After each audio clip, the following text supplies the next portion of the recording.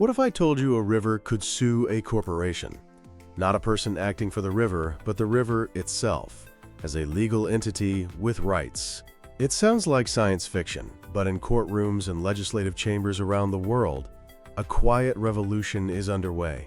It's arming nature with the power to fight back against corporate polluters. Welcome to G-Fun Facts Online, where today we're diving into the unforgiving lens of environmental jurisprudence, the legal revolution holding corporations accountable for the true cost of their operations. For most of history, the law saw nature as just stuff. Property, a resource to be exploited for human progress and economic gain. This human-centered worldview meant environmental protection only mattered if it protected human health or money. But in the mid-20th century, that started to change. High-profile environmental disasters and a rising environmental movement began to shift the legal landscape. The first major global step was the 1972 United Nations Conference on the Human Environment in Stockholm. For the first time, the world collectively acknowledged the need to preserve the human environment. It wasn't legally binding, but it planted a seed. 20 years later, the 1992 Earth Summit in Rio de Janeiro took a giant leap forward.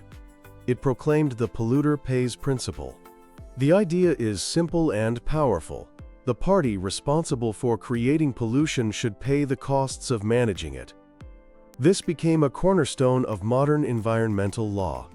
These international milestones, along with national laws like the Clean Air and Clean Water Acts in the U.S., began weaving a legal tapestry that could be used to challenge corporate polluters. Crucially, many of these laws included citizen suit provisions, empowering ordinary people to sue violators when governments failed to act. So how does this legal net actually catch a multi-billion-dollar corporation? At its heart are several key legal doctrines. The first, and perhaps most powerful, is strict liability. This is a legal hammer. Under strict liability, a company can be held responsible for environmental harm, regardless of its intent or fault. If your company is involved in an inherently hazardous activity, like transporting toxic chemicals, and an accident happens, you are liable. Period. It doesn't matter if you followed every single safety regulation. The simple fact that your dangerous activity caused harm is enough. A famous application of this was in India after the Bhopal gas tragedy. The Indian Supreme Court established an even stronger principle called absolute liability. It holds that for industries in hazardous activities, their liability is absolute and not subject to any exceptions. It's like owning a tiger. If it escapes and causes damage, you can't just say, "But I kept it in a really strong cage." You're still responsible. The second doctrine is negligence. This is a more traditional legal path. It requires proving that a company failed to exercise a reasonable standard of care in its operations, and that this failure directly caused the environmental damage. It's a higher bar to clear than strict liability, but a finding of gross negligence can open the floodgates for massive penalties. We'll see a prime example of this in a moment. The third key doctrine is piercing the corporate veil. This is a fascinating legal maneuver designed to deal with the complex Russian doll structures of multinational corporations. Companies often create a web of parent companies and subsidiaries to shield the main corporation from liability. The corporate veil is the legal separation between a company and its owners or parent company. But in some cases, a court can pierce the veil to hold a parent company liable for the environmental crimes of its subsidiary. This usually happens when there's evidence of fraud, or when the subsidiary is proven to be a mere alter ego or puppet of the parent company, with the parent exercising excessive control. These doctrines aren't just theoretical. They have been tested in the fires of some of the worst environmental disasters in history, resulting in landmark cases that sent shockwaves through corporate boardrooms. Let's start with the Bhopal gas tragedy in 1984. On a devastating night in Bhopal, India, a gas leak from a Union Carbide pesticide plant released a cloud of highly toxic gas. It killed thousands of people in their sleep, and left hundreds of thousands with permanent, debilitating injuries. The legal battle that followed was a watershed moment. While the final settlement of $470 million was widely seen as tragically inadequate for the scale of suffering, the case prompted India's Supreme Court to establish that doctrine of absolute liability for hazardous industries, dramatically strengthening the country's environmental laws.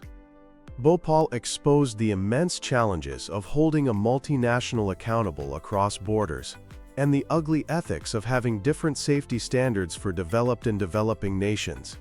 5 years later, in 1989, came the Exxon Valdez oil spill. The oil tanker ran aground in Alaska's pristine Prince William Sound, spilling 11 million gallons of crude oil. It devastated the ecosystem and the livelihoods of local fishing communities. The litigation resulted in an initial $5 billion punitive damages verdict against Exxon. Although the Supreme Court later reduced this amount, the case was a stark reminder of the colossal cost of corporate negligence.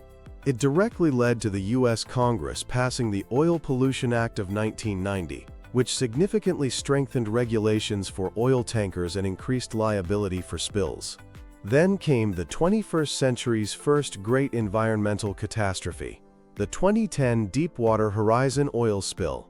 The explosion of the BP oil rig in the Gulf of Mexico unleashed the largest marine oil spill in history. Millions of barrels of oil gushed into the ocean, causing catastrophic damage to marine life and coastal economies.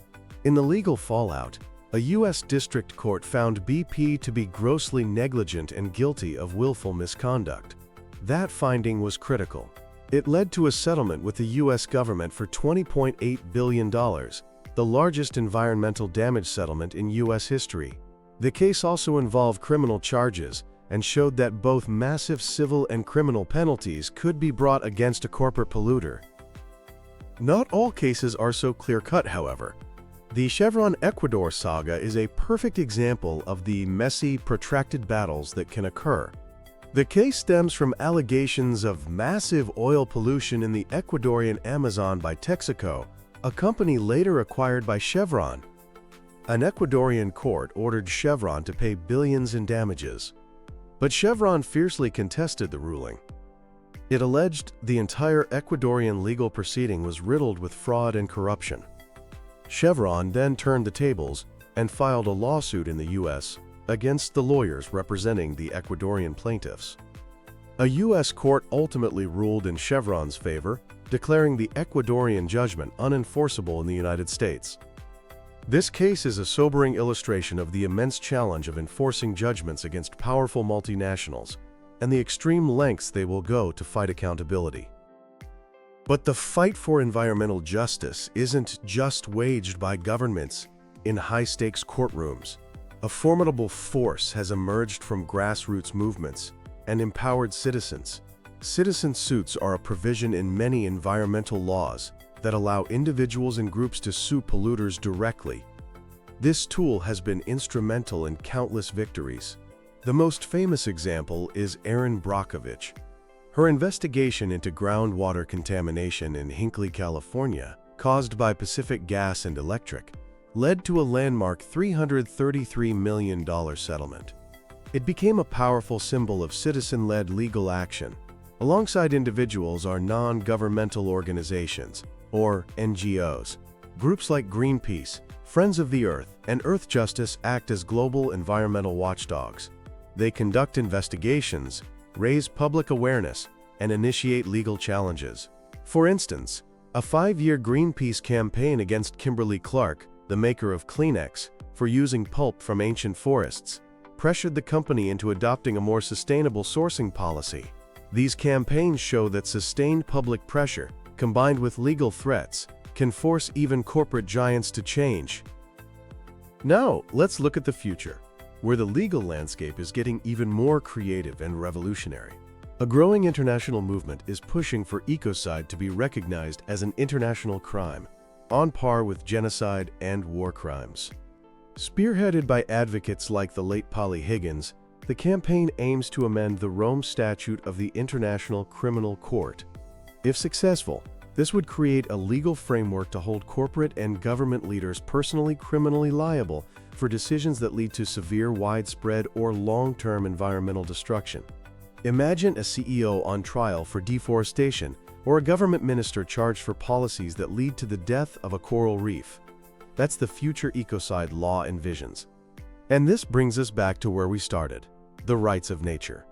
This is perhaps the most revolutionary development of all. It challenges the entire Western legal tradition by asserting that ecosystems themselves, rivers, forests, mountains, have inherent rights to exist, flourish, and regenerate. This idea, often rooted in indigenous worldviews, is gaining real legal traction. In 2008, Ecuador became the first country in the world to recognize the rights of nature in its constitution. In New Zealand, the Wanganui River has been granted legal personhood. Guardians, composed of representatives from both the government and the local Maori people, are appointed to act on the river's behalf, to speak for its interests. Following this, Colombia's Constitutional Court recognized the rights of the Atrato River, and courts in India granted legal personhood to the Ganges and Yamuna rivers, though that decision was later challenged. These developments represent a profound shift in thinking, moving from a framework of simply regulating human use of the environment to one of recognizing our place within a web of life that has its own right to exist. Of course, the path to full accountability is still filled with obstacles. The immense financial and political power of corporations allows them to mount massive legal defenses and lobby to weaken regulations. Enforcing these laws is especially hard in developing countries that may lack the resources or political will to take on powerful corporate interests. But despite these challenges, the tide is turning. The body of environmental law is growing. The unwavering dedication of activists is empowering communities. And transformative ideas, like ecocide and the rights of nature, are moving from academic theory to actual law. The stories of Bhopal, Exxon Valdez, and Deepwater Horizon are grim reminders of the planetary cost of corporate impunity. In the face of a mounting climate crisis, environmental jurisprudence offers a powerful tool, not just to punish past wrongs, but to forge a future where the health of our planet is no longer sacrificed at the altar of profit. The battle is far from over, but one thing is clear: the planet is finally getting its day in court,